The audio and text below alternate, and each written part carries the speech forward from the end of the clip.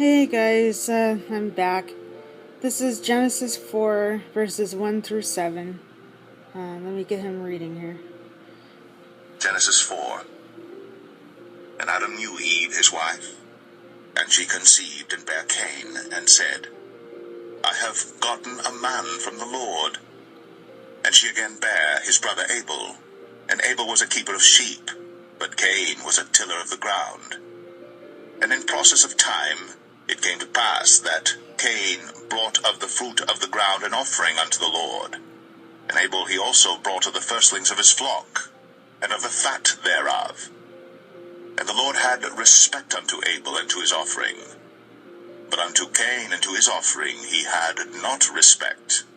And Cain was very wroth, and his countenance fell. And the Lord said unto Cain, Why art thou wroth? And why is thy countenance fallen? If thou doest well, shalt thou not be accepted? And if thou doest not well, sin lieth at the door, and unto thee shall be his desire, and thou shalt rule over him. Okay, so now we're in the fallen world and we've got the new citizens. So, as Eve names Cain, not evil. I don't think Eve is evil, but everything happened through both of these people. So anyways, as she names Cain, it's like she thanks God right there. She's, I have gotten this man from the Lord, So, in his name, I don't know, I was looking into the meaning of names. His name means spear or smith. And I imagine maybe because he became a farmer, maybe the name was derived from him. Or, the word was derived from his name. Like, if it was in English, his name would have been Spear or Smith or something. And, you just call something a spear from then on. Or somebody a Smith. And it comes up later in a couple of people's names. I just thought that was interesting. And Abel means breath or sun. Or breathing spirit. So I thought that was kind of fun. So Cain came first, and he was basically a helper. But then Abel came, and he was, more spiritual, I guess. Cain was more earthly, and Abel was more spiritual.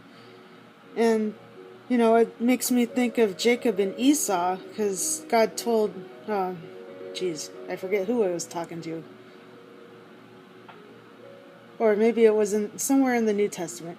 Anyways, basically God said that before Jacob and Esau were born, he loved one and hated the other. So, it's one of those jars of clay thing. You're made for whatever purpose you're made for. And if you're made for destruction, you're made for destruction. And God created us each in that way.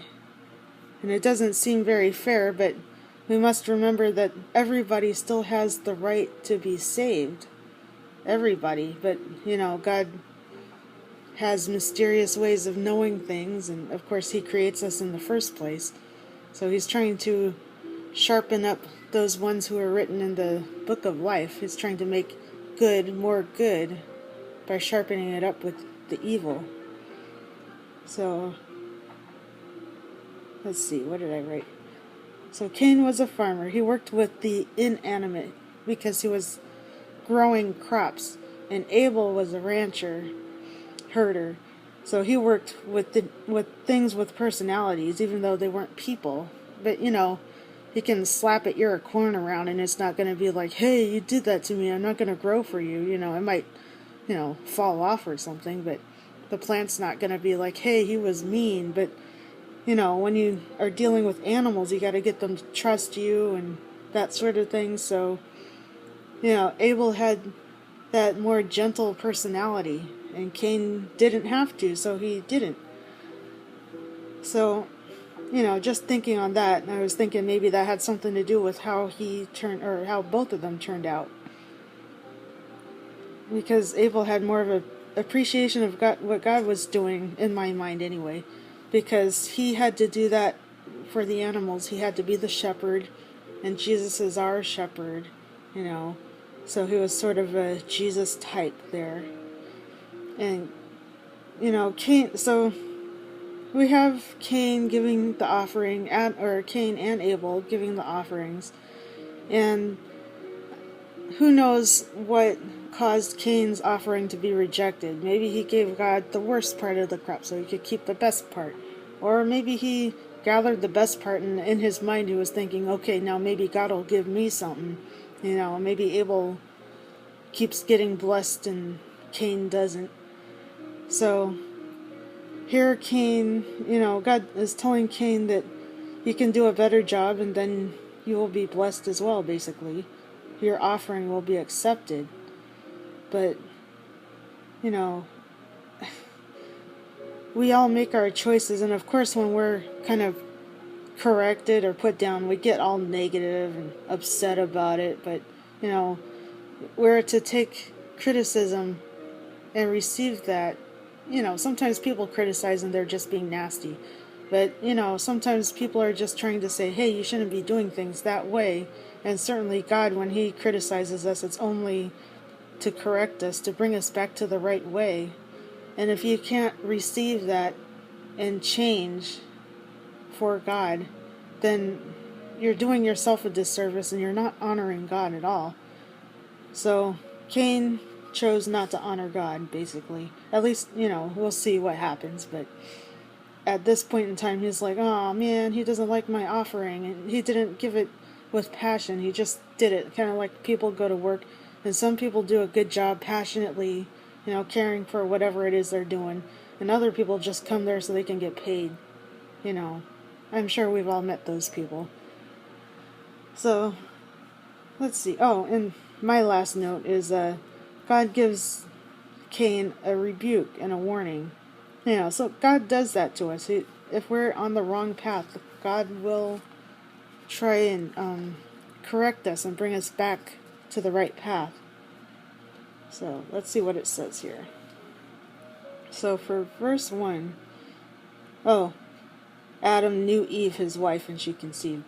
So the word knew means had sexual intercourse with, and is the perfect example of what sexual union means: oneness and total knowledge of the other person. Sexual intercourse is the most intimate of acts, sealing a social, physical, and spiritual relationship. That is why God has reserved it for marriage alone. And that's kind of funny too, because I forget what I was reading somewhere else, and the commentary said something about knowing there as well, and the context wasn't sexual, but, you know, we are to be the bride of Christ. And, you know, when we go to the wedding supper of the Lamb and everything, we're not going to like all have sex up there. That's not what it's about. Sex is a type and shadow of us knowing Christ. You know, our mission in life is to know Christ, to get closer to the Lord. And, you know, if you've encountered Jesus, if you have encountered the Lord, you can feel it. You can feel him there, and you can hear him speaking to you sometimes. You know, not necessarily audibly, but you can read it in the environment or whatever. You can get thoughts or something like that. And that's knowing the Lord. Just trying to converse with him and wanting to be closer with him is knowing him. And it's a deeper relationship than just sexual relationships. You know, the whole world is always running around trying to have sex with everybody, and they're seeking this pleasure, but it's a false pleasure because they're not recognizing the depth of the specialness of sex, and more than that, knowing the person. And a lot of people have sex without knowing the person, and they think it's good or whatever, but it's really very empty, and it's really sad that you miss out on what's, you know, behind the sex. You know, you're supposed to be best friends with these people. Not these people, but, you know, we're supposed to be friends and caring for each other in brother and sisterly way, and being a friend of God and loving him intimately. So I just thought I'd go into depth there. I don't know if that came across right or not. But, so, verse 2. No longer was everything provided for Adam and Eve as it was in the Garden of Eden, where their daily tasks were refreshing and delightful. Now they had to struggle against the elements in order to provide food, clothing, and shelter for themselves and their family. Cain became a farmer while Abel was a shepherd. In the Middle East today, these ancient occupations are still practiced as much as they were in Cain and Abel's time. Okay. Alright. So, verses 3 through 5. The Bible does not say why God rejected Cain's offering. Perhaps Cain's attitude was improper, or perhaps his offering was not up to God's standards. I guess that's what I was saying.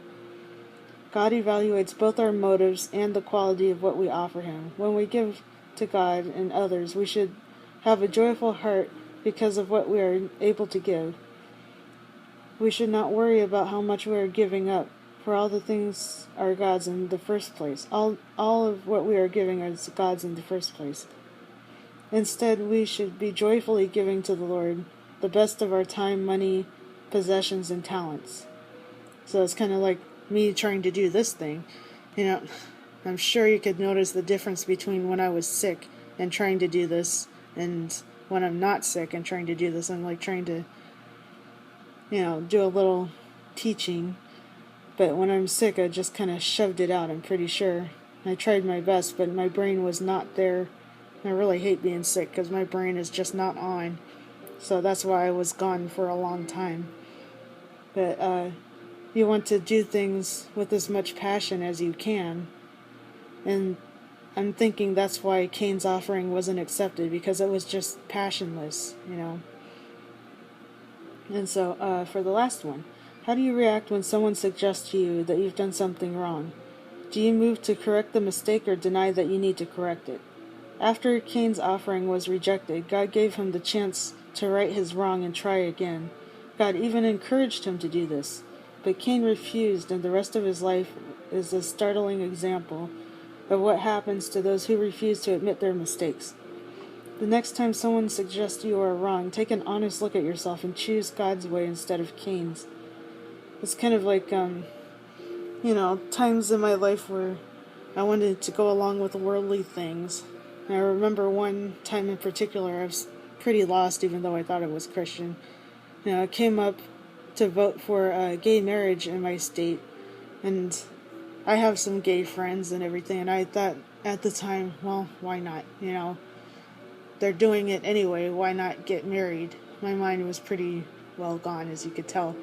And when it came time to actually vote, God convicted me really hard right there, even though I wasn't really following Him. I was like, are you sure? Imagine that, telling God, are you sure? But I was kind of like that, so I was like, oh, alright, fine, God, if you're going to impress on me this hard, I guess it's important. So I voted against it. And I've never told anybody that before, but, I was conflicted about it because I was in the world, and I voted against it because God was like, hey, don't do this. I could feel the warning, like something bad will happen, as in His presence would totally leave me probably, and who knows where I'd be right now. That would be awful. So, you've got to pay attention to those little twinges in your gut when you're planning on doing something, and God's like, don't do that. Come back over here. You're about to jump off a cliff. I know it looks like fun, but it's not. So, anyway, that's all I had for you guys. God bless you guys. Bye.